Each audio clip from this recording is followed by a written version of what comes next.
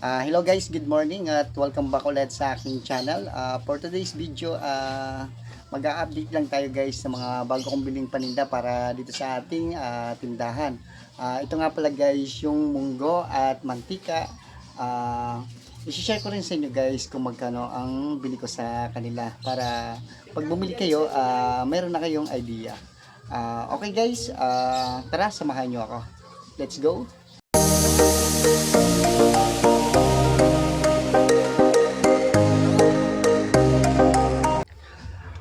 Okay guys, ito nga guys yung mga bagong biling stock para dito sa aming tindahan. Ito yung munggo guys.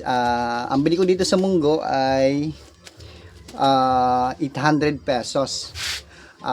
I-kilo natin siya guys para makita nyo rin kung ilang kilo siya. Okay.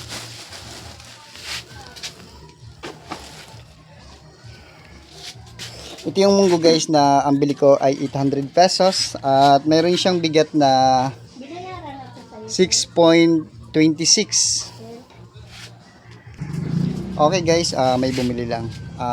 Ito yung munggo ko guys na ang bili ko ay 800 pesos.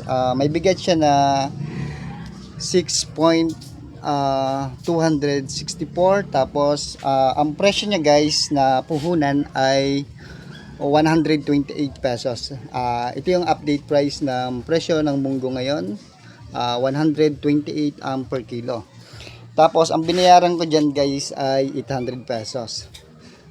Ayan siya guys, 800.02 ang lumabas na total. Tapos ang bentahan na namin dito guys sa tindahan 160 pesos per kilo.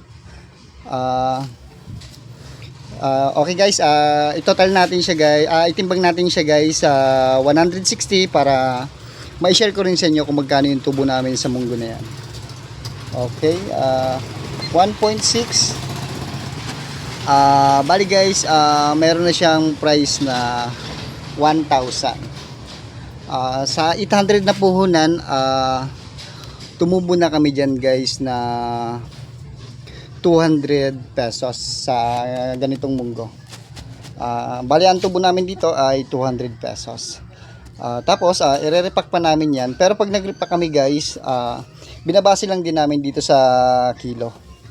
Sa kilo na 160. Kahit i-repackin namin yan ng 40 pesos, 30, dito pa rin kami babase sa sa per kilo. Okay guys, yan ang update price ngayon guys ng bago naming biling munggo. Next naman natin guys yung mantika. Ito naman yung mantika guys. Sobrang mahal ng mantika guys. Nagkambas ako niyan kahapon sa pamimili. Ito na yung pinakang mura na napuntahan kong bilihan. Kasi sa iba 1,600. Tapos ang bili ko lang dito sa mantika na to ay 1,520. Kaya ako siya binili kasi mas mura sila. At parehas lang din naman ang laman. Ang laman ng isang container na to ay 18 liters. Saglit lang guys, kay may bumibili. Okay guys, ang bili ko nga dyan guys sa mantika na yan ay 1,520. Ayan na yung pinakang mura guys na napuntahan kong bilihan. Tapos may laman siya guys na 18 liters. Para ma-share ko sa inyo guys kung magkano ang puhunan niya ay yung 1,520, i-divide lang natin siya guys sa 18 liters. 1,520 divide 18 para malaman natin yung puhunan niya. Lumalabas ang puhunan niya guys ay 84 pesos ang isang litro. Pero ang bentahan namin dito guys sa aming tindahan ay 110 pesos na. Kasi yun naman guys ang bentahan dito sa mga katabi naming tindahan. Hindi kami pwedeng bumaba at hindi rin kami pwedeng magmahal. Okay guys, dahil dalawang container yan. Ang binayaran ko dyan sa dalawa na yan ay 3,040. Ayan lang guys, sobrang mahal ngayon ng mantika. Hindi ko alam kung bakit. Samantalang dati naman ay mura lang siya. Umaabot lang siya ng 1,100. Pero ngayon, umabot na siya ng 1,520.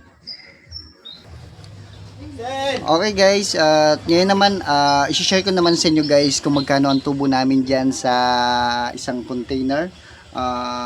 Bali, ang bentahan namin dyan guys sa isang litro ay 1,000, sorry. Ang bentahan namin sa isang litrong mantika, 110.